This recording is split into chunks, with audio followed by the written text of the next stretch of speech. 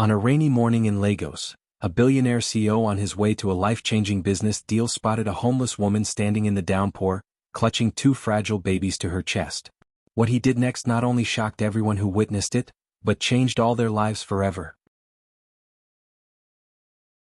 The rain fell steadily over Lagos that morning, not the heavy kind that floods the streets instantly, but the slow, cold drizzle that lingers and seeps into the bones. Commuters hurried along the roadside with umbrellas raised high, eager to reach dry offices and busy markets. Car horns blared, engines sputtered, and the usual chaos of the city carried on, unbothered by the human figure shivering at the corner.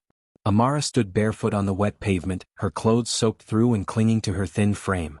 In her arms she held not one child but two tiny twins, their frail bodies wrapped in cloth too thin to fight the chill. Their cries were weak, one louder than the other, as if they no longer had the strength to protest their hunger. Amara rocked them both gently, whispering words she wasn't even sure she believed. "Don't cry, my babies, please don't cry. Mommy will find you food." Her voice trembled as much as her hands. The twins' lips were dry, their eyes half closed. She hadn't eaten since yesterday morning, but she ignored the gnawing in her stomach. What mattered most were the tiny lives in her arms. She stretched out one hand to the passers-by, her voice breaking through the rain. "Please, just something small for my children. They haven't eaten, please." People walked past quickly. A few glanced at her, pity flashing across their faces before they looked away. Others didn't even bother to turn their heads. Two young men, standing under a nearby shop's shade, chuckled cruelly as they whispered about her. "See her there. Some of them even rent babies just to beg," one said. "True. This is Lagos. You can't trust anyone," the other replied. Amara heard their words. Her heart clenched, but she didn't respond. What strength would arguing give her children? Instead, she tightened her hold on them, shielding their little heads from the rain with her tattered scarf. Her knees shook from the cold, but she refused to sit. She couldn't look weak, not while her baby still needed her to stand.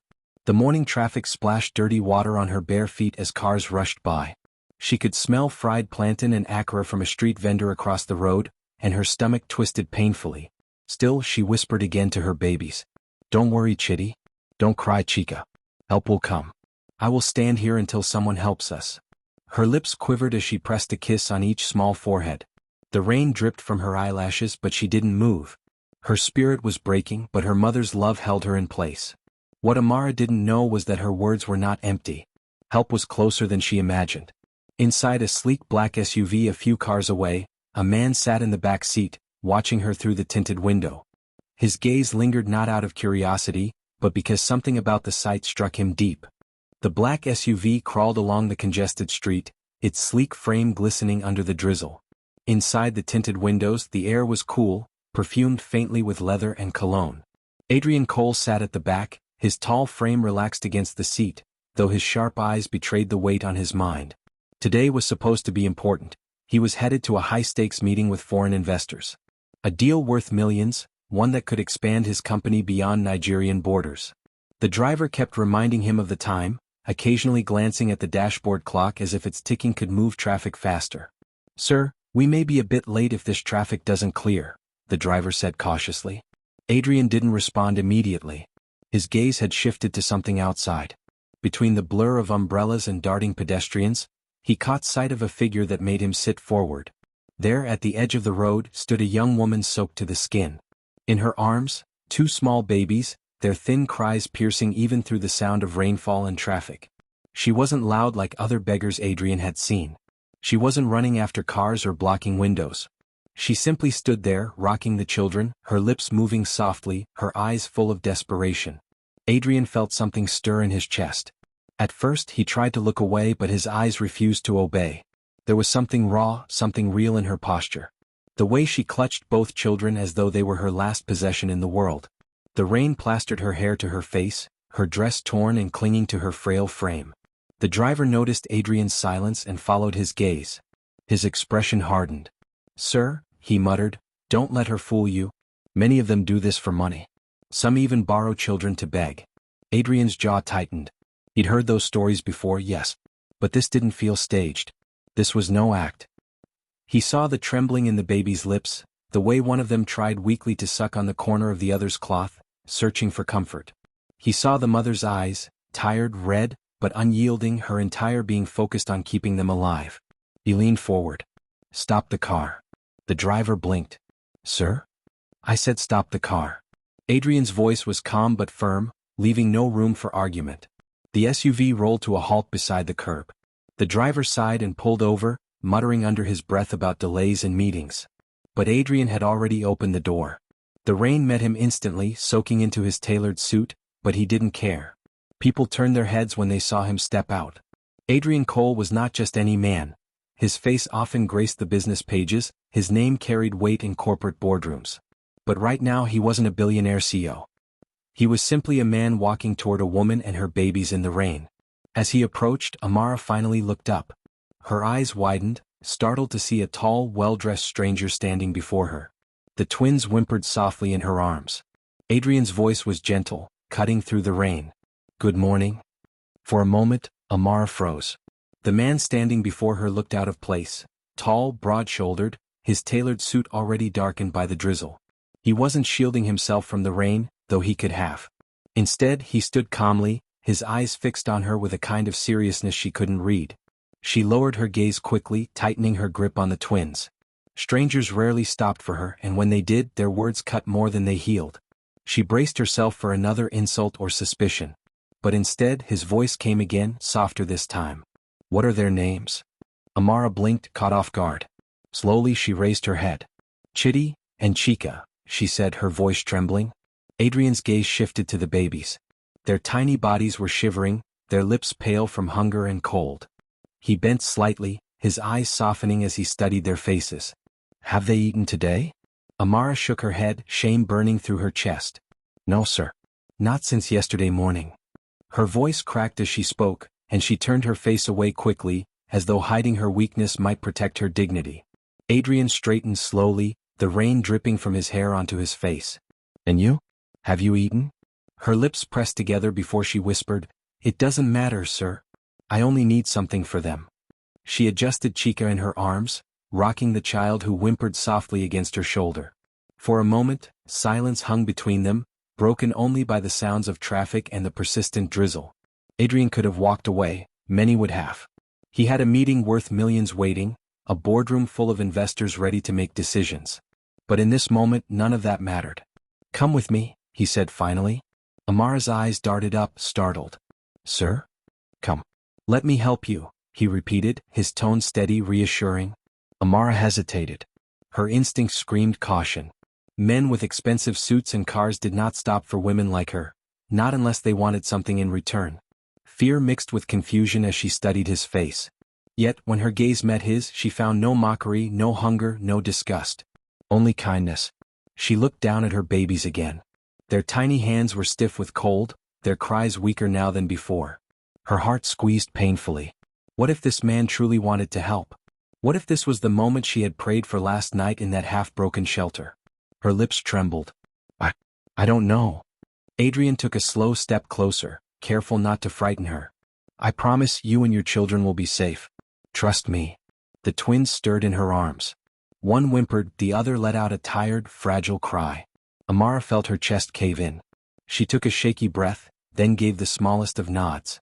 Adrian extended his hand, not to touch her, but to guide her toward the waiting SUV. "Come," he said gently again. And for the first time in a long while, Amara followed. The interior of the SUV felt like another world. Warm air hummed from the vents, carrying the faint scent of leather and polish. The plush seats gleamed in the dim light, every surface immaculate. Amara hesitated at the door, her wet feet refusing to step onto the carpeted floor. She clutched Chitty and Chica tighter, her eyes darting nervously between the driver, the bodyguard in the front, and the stranger who had just asked her to trust him. "Sit," Adrian said gently, gesturing to the space beside him. Her knees shook as she obeyed, lowering herself carefully onto the edge of the seat, as though afraid she might stain it. The twins whimpered, their small hands tugging weakly at her damp scarf.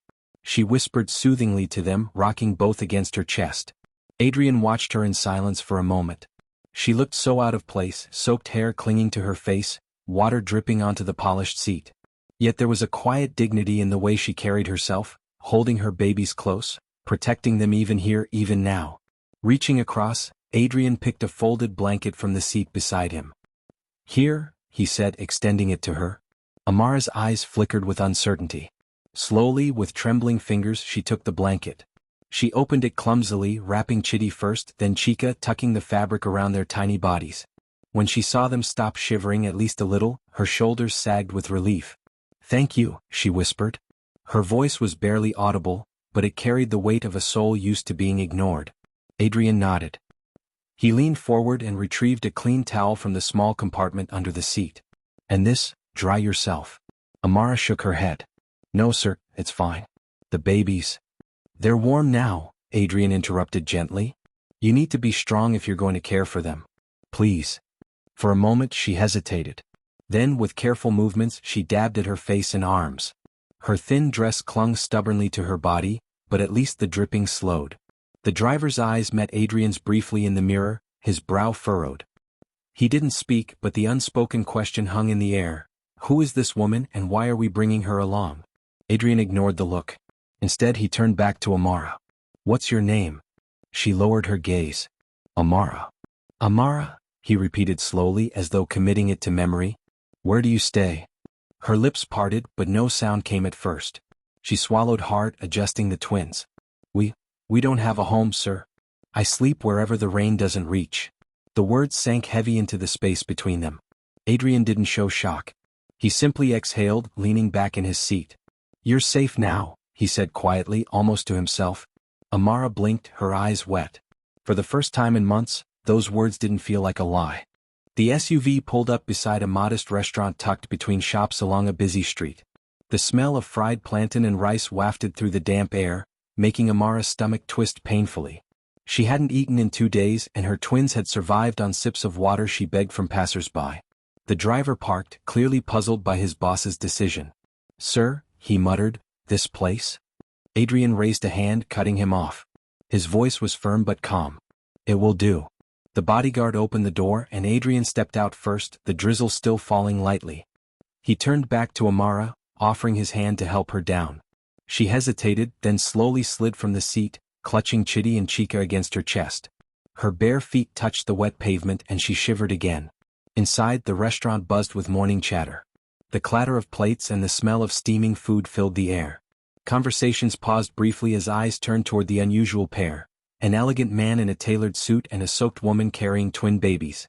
Whispers rippled through the room. Amara felt her cheeks burn. She wanted to shrink into herself, to disappear, but Adrian walked calmly, unbothered by the stares. He gestured to a corner table. "Sit here." Amara sat carefully, balancing the twins on her lap. She looked down, avoiding the curious gazes around her. The wooden chair creaked under her, and she clutched the babies as though they were her shield. Adrian spoke to the waitress with quiet authority. "Bring us 2 plates of hot rice, fried plantain, chicken, and some milk. And water. Quickly." The waitress nodded briskly and hurried off. Amara's heart pounded. She hadn't sat at a table in months, let alone inside a restaurant. Her hands shook slightly as she adjusted the babies. When the waitress returned with a bottle of warm milk, Amara's lips parted. She looked at Adrian, almost afraid to ask. Can I feed them here, sir?" she whispered. Adrian's eyes softened. "Yes, Amara. Feed them." Her throat tightened. She unscrewed the cap quickly and guided the bottle to Chitty's lips first. He latched weakly, sucking the warm milk, his tiny body easing against her arm. Tears welled in Amara's eyes. She shifted the bottle to Chica, who eagerly drank, her small fingers clutching at Amara's scarf. Only when both babies were calmer did Amara glance at the steaming plate of rice and plantain in front of her. Hunger clawed at her stomach, but she hesitated, looking at Adrian again. Can I eat here too, sir?" "Yes," he said simply, nodding. "Eat." Her hands trembled as she picked up the spoon. She ate slowly at first, almost as though she feared the food would vanish if she took too much. With every bite, tears slid down her cheeks, mingling with the rain still clinging to her skin. Adrian didn't interrupt. He watched in silence, his heart tightening at the sight of her gratitude, her fragility, and her strength all at once. When she finally lowered the spoon, she wiped her eyes with the back of her hand. Her voice was soft, quivering. "Thank you, sir. God bless you." The restaurant had grown quieter. Morning customers were trickling out, leaving behind the clink of cutlery and the smell of fresh food. Amara sat hunched at the corner table, her twins now asleep in her arms, their small stomachs finally full. For the first time in days, their cries had ceased, replaced by soft, steady breaths. Adrian leaned forward slightly, his elbows resting on the table. He had not touched his own plate, though it sat steaming before him. His eyes were on her, curious but gentle. "Tell me, Amara," he said softly, "how did you end up like this?" Her fingers tightened around Chica's small frame. For a moment she looked down, her lips pressed together. Shame burned through her, the shame of telling a stranger what life had stripped from her. But there was something in his tone, calm, sincere, that made her chest loosen. Slowly she began. "I had no one, sir. My parents died when I was a child. I grew up moving from one orphanage to another." She paused, swallowing hard. "When I was old enough, I worked, washing clothes, scrubbing floors, anything I could find. Life was never easy, but at least I survived." She glanced at the babies, her eyes softening. "Then I met Kelechi. He was a taxi driver. He was kind, or so I thought. He made me laugh. He said he loved me." Her voice cracked slightly, but she pressed on.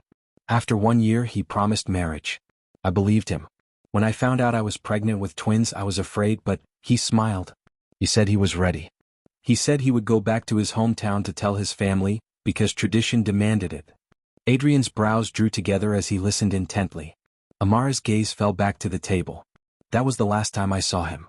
He promised to return in a week. His number stopped going through. His friends claimed not to know anything. I waited. I prayed, but he never came back." The words hung heavy in the air. She pulled the blanket tighter around the twins, her eyes shining with unshed tears. "After that, I lost everything. The small house I rented gone. No one wanted to hire a pregnant woman. And when these two were born, I had nothing left. No family. No money. No roof. Only them." Her voice cracked at the last words and she bent her head, pressing her lips against Chitty's soft forehead. "They're all I have now. If not for them, I don't think I'd still be here." Adrian's chest tightened. He had listened to many stories in his life, stories of business failures, losses, struggles. But nothing compared to this. The quiet pain of abandonment. The strength of a mother who refused to let go. He exhaled slowly, leaning back in his seat. His eyes rested on the sleeping babies, then on Amara's face. Something unspoken stirred within him, a promise forming silently in his heart. "This is not where your story will end," he thought. The restaurant had nearly emptied now. Only a few customers remained, quietly finishing their meals.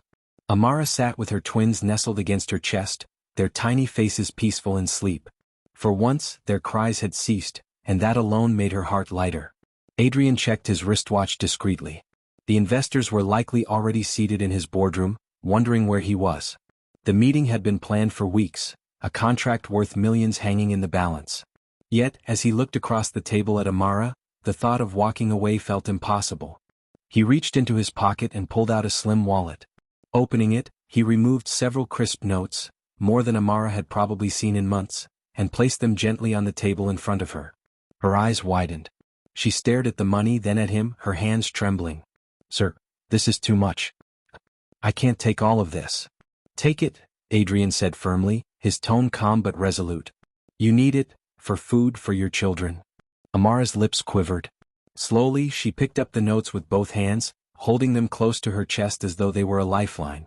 "Thank you, sir. May God bless you," she whispered, her eyes shining with tears. Adrian hesitated for a moment, then reached back into his wallet. This time he drew out a small white card. His business card. It bore his name, his direct phone number, and the name of his company embossed in bold letters. He slid it across the table toward her. "Here," he said, his voice steady. "This is my number. I have to attend an urgent meeting now, but after 3 hours, call me. I will come to wherever you are. I'll take you and the twins somewhere safe. Somewhere dry and warm." Amara's breath caught. She stared at the card as though it were made of gold. Carefully she picked it up, running her fingers over the embossed letters. "You mean, you'll really come back for us?" Adrian nodded. "I gave you my word." Tears slipped down Amara's cheeks, though she quickly brushed them away. She wanted to tell him she didn't even own a phone, that she would have to beg someone on the street to make the call for her. But pride held her tongue. Instead, she simply whispered, "Thank you, sir." "Truly." Adrian stood then, buttoning his suit jacket. He glanced once more at the sleeping twins, their small chests rising and falling against their mother's arms. Something inside him clenched. He wanted to stay, but business called. He placed a hand lightly on the back of the chair, meeting her gaze one last time. "Call me Amara. I'll be waiting." And with that he turned and walked toward the door. Amara sat frozen for a moment, clutching both the money and the card. Slowly she opened the small pocket sewn into Chitty's tiny shirt and slid the card inside, securing it carefully. She patted it twice, whispering under her breath, This is our chance." Her heart swelled with hope. For the first time in years she dared to believe tomorrow might look different. The rain had eased by the time Amara stepped out of the restaurant, her twins bundled warmly in the blanket Adrian had given her.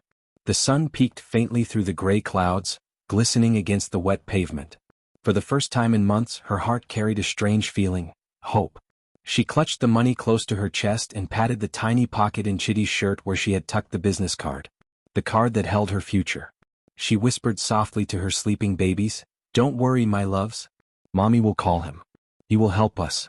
Her steps were light as she made her way down the street. Each stride carried her further from despair, closer to a dream she had long thought impossible. Yet fate, silent and cruel, was already at work. As she adjusted the blanket around Chica, the edge of the little pocket shifted. The white card slipped quietly from Chitty's shirt, fluttering down unnoticed. It landed face up on the wet ground just outside the restaurant door, soaked quickly by the damp earth. Amara walked on unaware. Hours later, Adrian sat in his glass-walled office, a conference table filled with restless investors in front of him. The meeting had ended successfully, but he barely heard the words exchanged. His thoughts were not on profits or expansion but on a woman with tired eyes and her two fragile children. Every few minutes he glanced at his phone. No missed calls. No messages. He frowned, tapping the device against the table absent-mindedly. Why hasn't she called? By noon, his patience had turned to worry. Leaning back in his chair, he rubbed his temples. Maybe she never intended to call. Maybe she was just another beggar spinning a tale for sympathy. The thought bit into him, yet something inside resisted. He remembered the way she fed the twins before herself. The way her tears had mixed with every bite of food. That was no performance. That was real pain. Meanwhile, across the city, Amara sat on a wooden bench outside a small roadside stall near the spot she had been earlier that morning. She held the twins close, their tiny breaths warm against her chest. She waited patiently, eyes occasionally darting to the road, her mind rehearsing how she would find someone with a phone when the time came. At last, she reached for Chitty's pocket, ready to reassure herself that the card was still safe. Her fingers brushed the small fabric flap, and froze. The pocket was empty. Her heart lurched. She searched again, more frantically this time, shaking the little shirt. Nothing. No, no, no, no, she whispered, her voice breaking. She checked her own wrapper, the blanket, the ground around her feet. Still nothing. Tears blurred her vision. God, no. Not now. Not when you finally sent someone. She clutched her twins desperately, rocking them as tears poured down her face. The hope that had lifted her chest now crashed into despair. The lifeline was gone, slipped away as quietly as it had come. Far across the city, Adrian checked his phone again, frowning. Still no call. His jaw tightened as two voices warred within him. One telling him she had lied, the other whispering she had lost the chance. But neither of them knew the truth. Their worlds had been separated by a single lost card. The lunch-hour crowd had thinned at the small restaurant where Adrian had earlier brought Amara and her twins.